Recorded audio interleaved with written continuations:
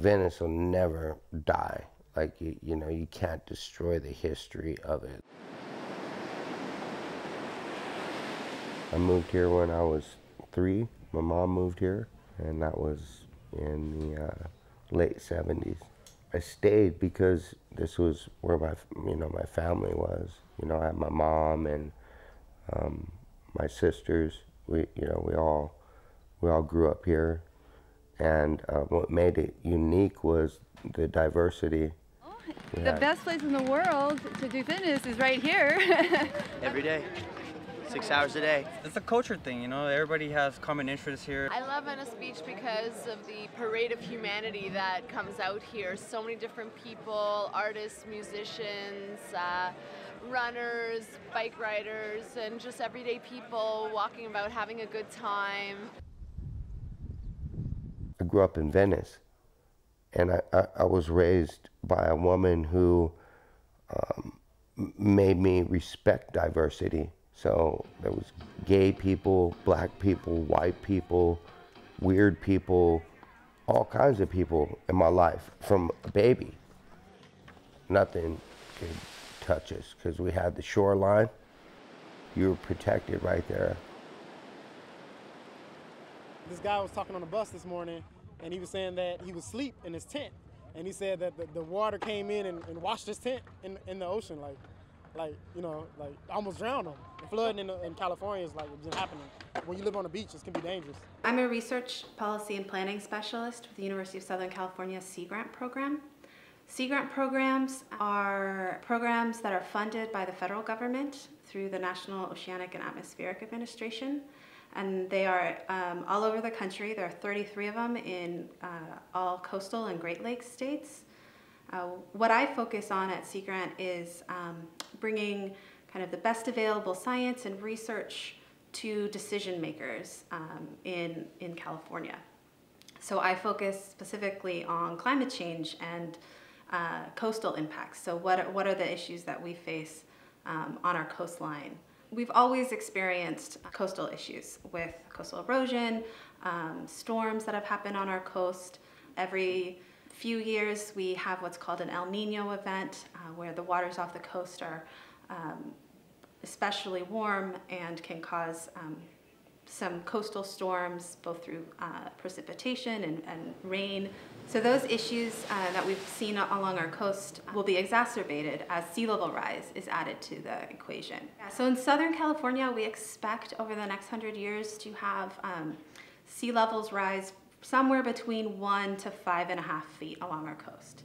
And it's a big range, and the reason for that range is that we don't know yet about how as a global community we are going to either stay on the present track in terms of greenhouse gas emissions and the CO2 that we emit into the atmosphere, or if we're going to come together as a global community and try to reduce those.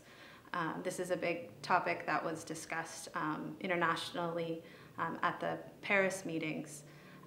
But unfortunately, we look like we are going to stay on the same track, and so that may result in higher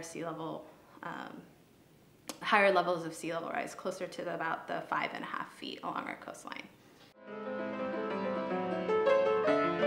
It attracted artists, like true artists. It attracted like a community of people that have the same, they had like a common goal, the same mindset. It was a haven. We had people from all walks of life. You know, there was, diversity, true diversity. And, the main thing we had in common is that we're all broke. We're all poor kids. And we had a little piece of heaven. We had Venice. It was like the ghetto right by the beach. You're behind enemy lines all the time, either against the cops or the gang members. So right here, it's like a little piece of heaven, a little peaceful place where you can do your thing, take your time, and enjoy it, connect with other people. No, it's a great environment, and this is like where it all happens. This is where you can turn around and see one of the inventors of skateboarding skating next to you. It's a cool place, but you got to come here with respect because this is where the sport was invented. There's no better place in the world to come for positive energy, for all types of people to help each other, to learn, to teach, and improve one another. right here, people are mostly just trying to escape from reality, you know, just a little place where they could just forget about their troubles and, you know, just express themselves freely. It's like a stronghold effect, you know?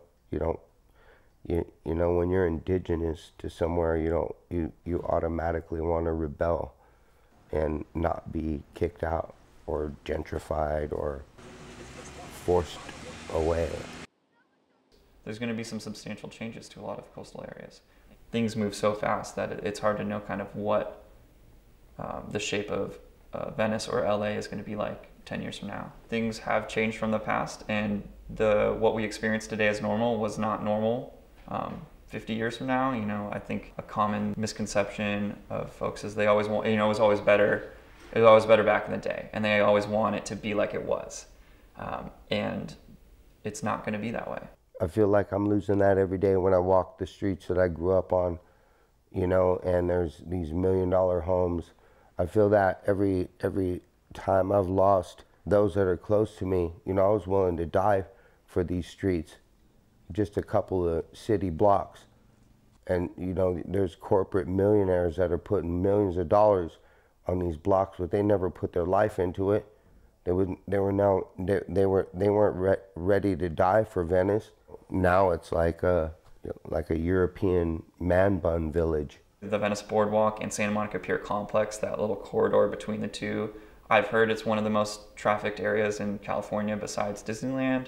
If you go there in the heat of summer, it feels that way, and that's definitely a huge economic driver. In recent years, with what some people have called Silicon Beach, or, you know, the small tech boom within the Venice community, has caused rent to dramatically increase, as well as a lot of the smaller single-family residences to be bought by much wealthier individuals and, you know, remodeled. I'm a part of that shifting demographic of Venice as a affluent straight white male that works at a university, and, you know, that's definitely has not been the traditional demographic of Venice. Most communities right now are really at the stage where they're starting to evaluate what are their risks. Most cities aren't at a point where they're implementing strategies.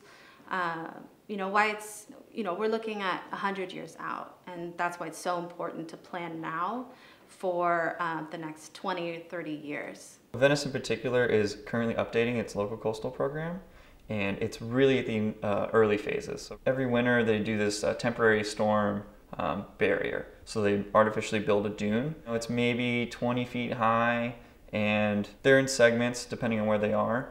But the idea being, you know, we'll build this dune system that if a storm comes in and there's a lot of wave uprush, it will hit this dune, and that dune will dampen the energy before it gets to any resource behind it, whether it's a park or the skate park, or the boardwalk, or, you know, somebody's home or a road or something like that.